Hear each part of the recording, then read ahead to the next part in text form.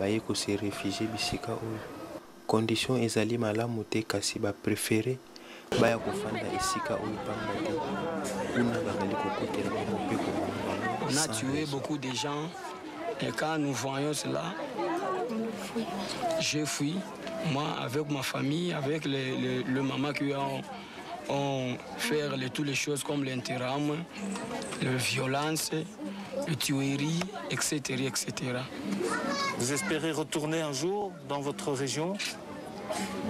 Je ne peux pas replier dans mon région parce que je n'ai rien.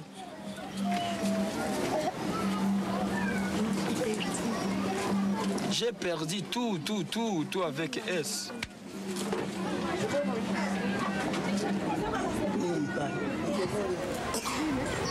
Marie-Louise Lunda est l'une de ces déplacées. Elle a fui les combats violents qui se déroulaient le long de la frontière rwandaise pour se réfugier avec ses enfants dans cette petite maison.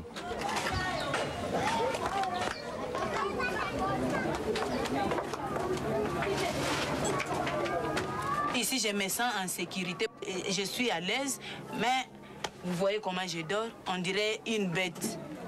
Hein? Le Congo n'est pas en paix. Bon, ils peuvent dire qu'ils sont en paix, par exemple au Katanga, là où il n'y a pas de la guerre. Mais là, au Nord Kivu, là où nous étions, c'est une catastrophe. Vraiment, nous avons assez, nous sommes dégoûtés vraiment. Elle a du mal à contenir sa colère. Elle a été violée à 2 reprises, une première fois par des miliciens rwandais, une deuxième fois au mois d'août dernier par 4 soldats du général rebelle Laurent Nkunda.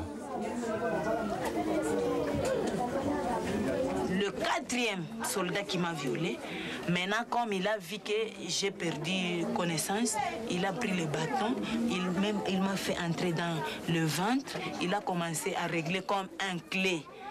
Directement, j'ai commencé à saigner. Ce n'est pas une simple viol.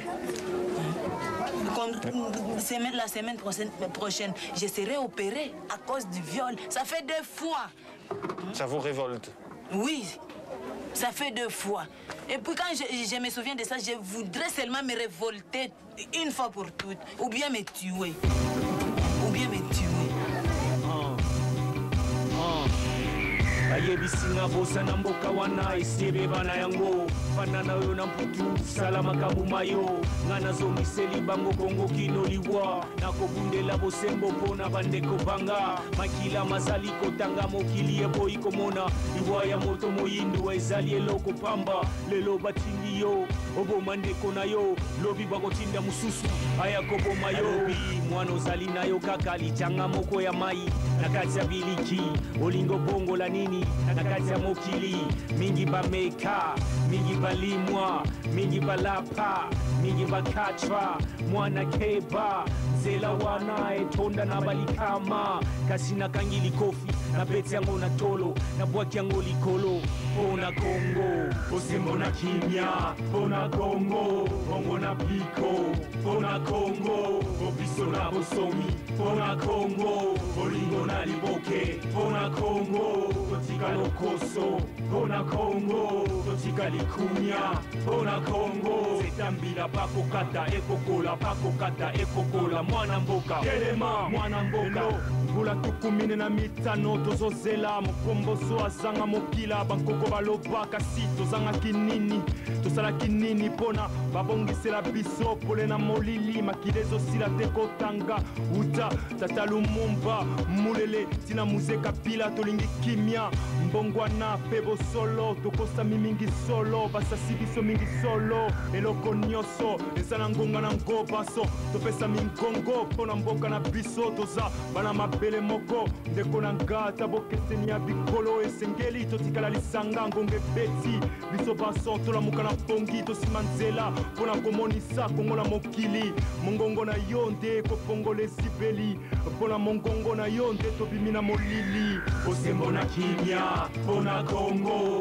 bongo na piko pona Kongo obiso na bosomi pona Kongo olingo na liboke pona Kongo totika lokoso pona Kongo totika likumia pona Kongo zetambila bakokata ekokola mwana mboka kelema mwana mboka Kitya mokonzi enzingami na banguna bacheli biso motambo na kivu pena bunya bawele libo kita yango bapime biso kimya mboke zako zika biso sena kopina bamisusu batingami kakana Biblia bakosi bango lobiko ko utapa masia ndoto baba bolosi ya Kongo epandakala Yesu ayate umumba kasiba ya yelingelo boyebo ya heya yoka bana hoyo kingunde kembisa bongolo kolandikaba yangala kato bazotia mitambo na zelapo Kongo yepusana na likukumato ebibango tango yakotonga zo umela malembe zo bele metonga bowele la bola kisaboko kokotonga nango na maele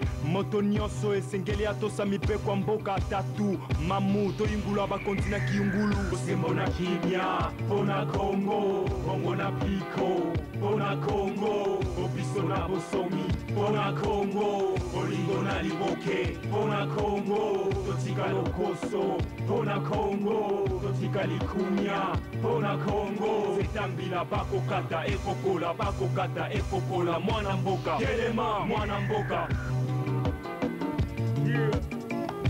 Yaya Kwankolo banamai Zabongo Oeza Yaya Kwankolo lupango banka Lubela bango Linga biso to yina biso Kasina katikati zate Pona Ka Yaya Kwankolo Ka Yaya Kwankolo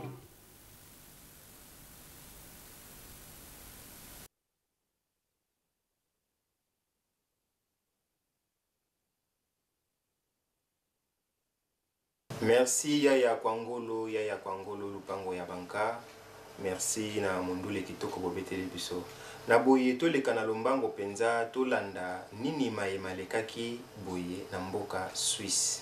Kasi maemalekaki na mboka Suisse na bandi bayike bayokaki ete to pe bayike bayokaki mwa nungu ete bandeko babiso ba combattant tango bakendeki na Suisse batiraki bango ebondu to pe bombi na sali biye bizwamaki po ya kosala milulu mya bango to landa na bilili to la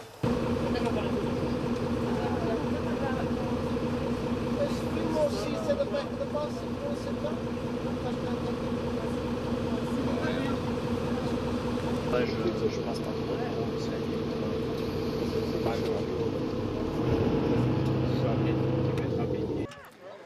Le centre-ville de Fribourg a été le théâtre cet après-midi de grosses perturbations. Le NH Hotel a en effet été évacué à la suite d'une alerte à la bombe. 150 personnes se trouvaient dans le bâtiment.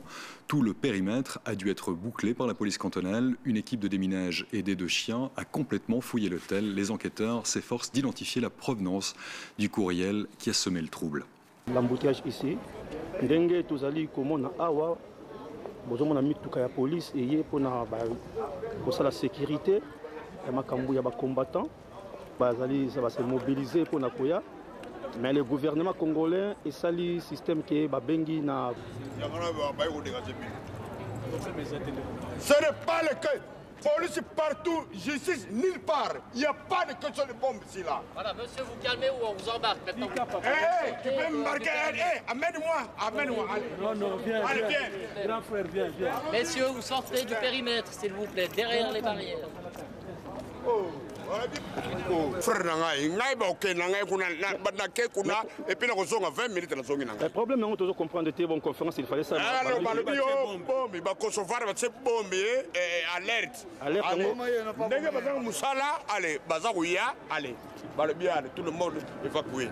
Non nous surtout un lipo na ko faire de qui ko éviter que conférence ezalate. Ezalate voilà. Bazali ko banga pas baza ko banga pour tout le monde ba vérité. Donc gouvernement baza ko banga ke bato soki bavandi wana conférence salami ba combattant so ba ye.